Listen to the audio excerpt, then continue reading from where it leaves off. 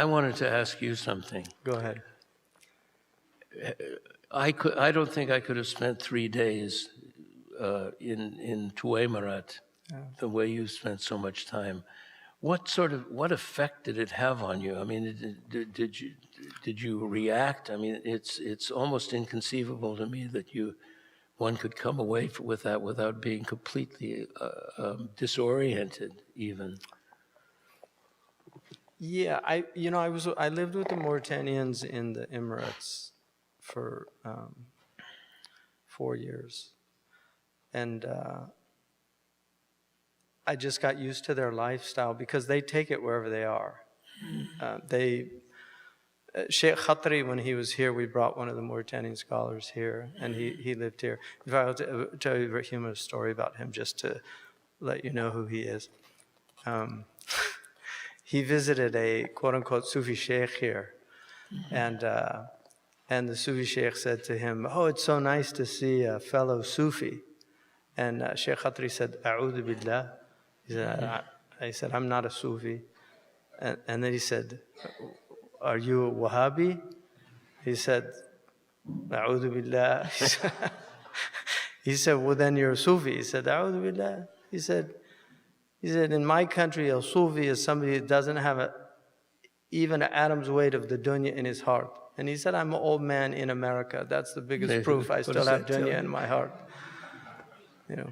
But anyway, when he came here, he used to move with the sun in the room because the Mauritanians move with the sun. So they're always away from the sun. So when it rises in the east, because the tents are always east to west. So when it rises in the east, they're in the west. And as it moves across the sky, they move to the other side of the tent. So he did that in his apartment. It's just, wherever they go, they pretty much take their way of living. And I think one of the biggest gifts that I got from them is that you don't need anything to survive in this world. I mean, the homeless prove it every day, but they really are people completely divested of dunya. Yeah. I mean, everything they own is usually in a chest that they put on a donkey or a camel. We moved 3 times when I was there because they're not nomadic anymore. Right. So, but during that, and one morning, everybody was just packing, and I said, what's happening? And they said, Murabtar had said, we're moving today. And that's the way it was, because of the water tables. So, they're an extraordinary people. I think they're the only really educated Bedouin in the world. I don't know of any other Aboriginal peoples that are educated. And I remember once Murabtar Hajj was teaching about, there's this whole concept of atomism in Kalam. And he was explaining what they call the Jawhar al-Fard, which is the indivisible atom. It's the Greek atom. It's not the modern atom, which can be divided, but it's the Greek atom, this idea that it's the undivided, غير منقسم. And he was trying to explain to this young man who was studying, and he just didn't understand it. So he picked up some dust, and there was a ray of light, and he blew it into the ray of light, and you could see all the motes in the light. He said, if the veils were lifted, you'd see the whole world like this. I thought was such an amazing demonstration. Yeah. Ibn Habib uses that same imagery in his in the diwan. Yeah. Exactly. Well, the motes are very interesting, and they are used haba. And the Qur'an says that in the end of time, everything will be haba manthur. It will just be motes, just spread everywhere. Yeah. When you went back to the West, I mean, I was very disoriented when I came back. Like, it took me, because I went, I left. I mean, I went from California to England first, and then I went to the UAE, and then I went to North Africa first. I was in Morocco and Algeria, was studying there, and then I went to Mauritania, and the whole time period was about 10 years. So when I came back, it was just very strange to be back and And I actually never planned on coming back. I mean, I made hijrah. Like my intention was not to come back, but I ended up coming back. And you know, life has its own. You just follow your. You know, Ahmed Zarruqi said, "Sallam li Salma." You know, رحيث دارت واتبع رياح القدر سير حيث صارت. Surrender to Selma and go where she goes, and accept the winds of destiny and let them take you where they take you. Did you feel that you had to come back to the West, or were you? I didn't. I mean, I just I didn't. I came back. I mean, my original intention was actually to study medicine, go back to Mauritania because there was so much medical need there. And that's actually was my intention. So I came back, and I worked with Hashim Sidat, who I think you knew. So I studied with him for a couple of years, and then he told me to go to nursing school. So that was my original intention. But then there was, one thing led to another here. Right. So I've heard stories from people, not necessarily those who went to Tuamarat, but who went into intense studies in Yemen and Syria and places, and when they came back, they were shaken by the power of this culture, this kind of Western culture, and didn't feel that they could sustain themselves as Muslims. I mean, I've heard stories about that. Have you experienced? I think Sayyid Naqib al-Attas, have you met him? Naqib in Malaysia? Yes. I spent some time. I mean, we knew him from back in the 70s. Because he came to England. Came to England. So I started reading his things in like 78, 79. So he had a big influence on my understanding. And I'm currently reading in the book club his Secularism in Islam. But one of the things that he says, he differentiates between secularism and secularization, and he makes this argument that secularization is an ongoing process, and that the Western civilization is a civilization that has an inevitability of complete, what he calls terrestrialization of man. Wow. To take away the celestial. Desire in Latin actually means of the stars. It's human desire. The eros is an impulse for the celestial. It's not the terrestrial. And you see that even in man's desire to penetrate the heavens with material power. The space traveler. To go to Mars. Conquer. Right? So that destruction of that inner pursuit is really what secularization is about. And so this culture, I think it's so difficult for young people because there's just so much against them. There's so much. There's so many issues that are opposing them. However, the Qur'an makes it very clear that, I mean, one of the fascinating elements in the Qur'an to me is that it's always one person up against a mob. There's no rightly guided group in the Qur'an. They're always individuals, and the Prophet's companions were actually the only group that really is conferred that honor of being this ummah. And so I think the Prophet ﷺ told us that Islam began strange and it will return, and that's in Sahih Muslim. Ghurba is the feeling or state of being in the world when you know this is not your place, where we're actually from. And that is the celestial pull. And depression, huzn. I mean, in the verses, I was thinking about the verses that were read, Ala inna awliya Allah la khawfun alayhim wa lahum yahzanun. Allah says that the awliya are the ones that they don't grieve and they don't fear. And in the commentaries, they say grief is of the past and fear is expectation of the future. So they're in the present and they're in the hub. And so I think the beauty of what you're doing with this is these people are there, and they're there to guide.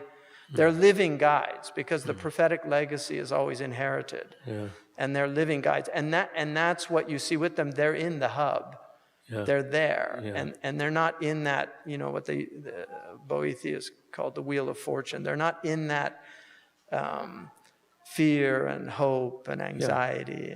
Yeah. They're in a different space with Allah. So I think it's very difficult, but we have these challenges, and this is the beauty of community and just having people, suhbah, and the importance of finding good companionship. Yeah, this came up in Bradford, and you addressed that very beautifully with the fact that each of your sincere companions that you develop over a period of time may not be completed in some way, but they may have a portion of something that they've attained through their company with people who are more complete. So it's not a zero-sum game, right, where you have the great Shaykh, and people think that they solve all your problems, and it doesn't work that way. Right. Yeah. But I mean, when you came, I was thinking about Sufi Abdallah, and we both met him. Yes, yeah. He was a remarkable man. He was very tall, and had bigger than life personality. Yeah, bigger than life. He had this great warm personality, and he would do I did dhikr with him all night once, and I was literally falling down. I was staggering out, and he was on his way to, I don't know what, go to work or whatever. Yeah, they went to work in the factory. Yeah, exactly. He worked in a factory. And he worked 12 hours a day in a factory and spent the rest of his life. But he had this great sort of swaggering, great, he was such a great character. I was thinking about, when we were working on his biography, one of the things that I had no idea, I mean, he really came with nothing. Right. And was a working man. And the only thing he did was he had a little room in a house full of other Punjabi workers.